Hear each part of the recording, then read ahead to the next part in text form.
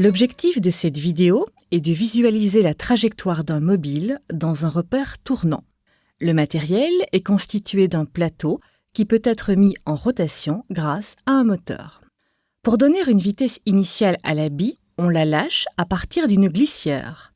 La glissière est dirigée vers le centre du plateau. Bien évidemment, lorsque le plateau est au repos, la trajectoire de la bille est rectiligne. Pour garder une trace de cette trajectoire, il suffit de rouler la bille dans de l'encre avant de la lâcher. Le plateau est mis en rotation progressivement.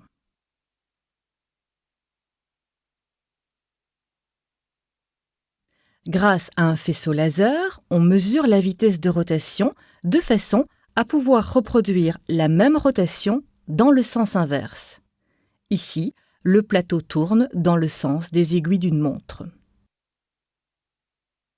La bille est roulée dans de l'encre bleue avant d'être lâchée. Voici le mouvement de la bille présenté à une vitesse plus faible que la vitesse réelle.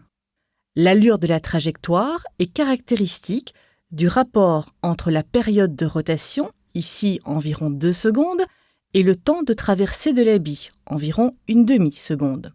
On voit bien que lorsque la bille quitte le plateau, celui-ci a tourné d'un quart de tour. On peut évidemment justifier la forme de la trajectoire dans le repère tournant en faisant appel aux deux forces fictives que sont la force centrifuge et la force de Coriolis. Le vecteur vitesse angulaire, qu'on note oméga, pointe vers le bas. Le vecteur vitesse relative est tangent à la trajectoire. La force centrifuge est dirigée suivant la direction du rayon. La force de Coriolis est perpendiculaire à la vitesse et vers la gauche de celle-ci quand le vecteur oméga pointe vers le bas. La force résultante, qui a une composante perpendiculaire à la vitesse et une composante parallèle à la vitesse, est responsable d'une accélération qui fait varier la direction et la norme de la vitesse. On comprend donc bien que la trajectoire dans le repère tournant est courbe.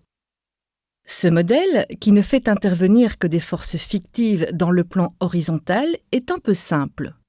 En réalité, il existe une force de frottement de la part du plateau sur la bille, mais elle ne modifie pas l'allure de la trajectoire. Voici la trajectoire qu'aurait la bille si le frottement était nul. Remarquez que dans ce cas, la bille passe par le centre du plateau. Le plateau est mis en rotation dans le sens inverse des aiguilles d'une montre. Le vecteur oméga pointe vers le haut. La bille est roulée dans l'encre rouge avant d'être lâchée. Voici le mouvement de la bille présenté à une vitesse plus faible que la vitesse réelle. On voit bien que lorsque la bille quitte le plateau, celui-ci a tourné d'environ un quart de tour. On peut évidemment justifier la forme de la trajectoire dans le repère tournant en faisant appel aux deux forces fictives que sont la force centrifuge et la force de Coriolis. Le vecteur vitesse relative est tangent à la trajectoire. La force centrifuge est dirigée suivant la direction du rayon. La force de Coriolis est perpendiculaire à la vitesse et vers la droite de celle-ci puisque le vecteur oméga pointe vers le haut.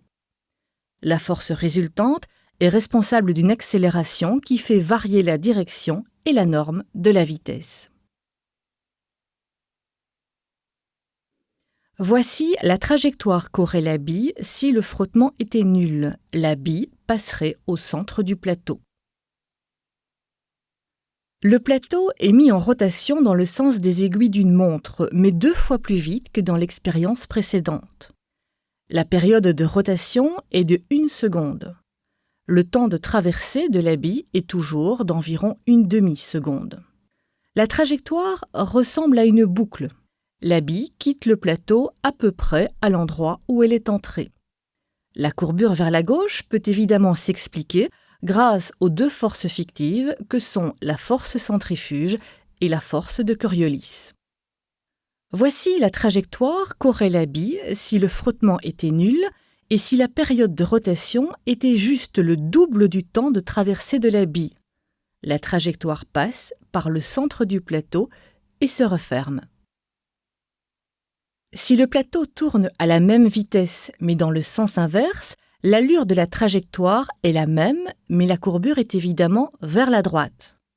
Voici une présentation du mouvement au ralenti qui permet de bien se rendre compte que la trajectoire de la bille sur le plateau est incurvée vers la droite.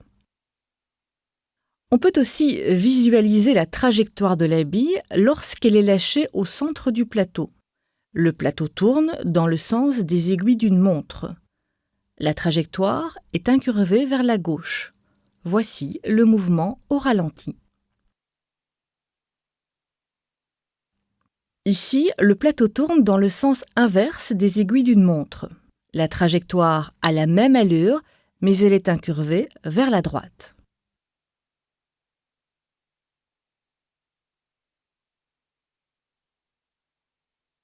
Voici les trajectoires modélisées pour un même rapport entre le temps de traversée et la période de rotation du plateau. La force de Coriolis et la force centrifuge permettent d'expliquer la courbure des trajectoires.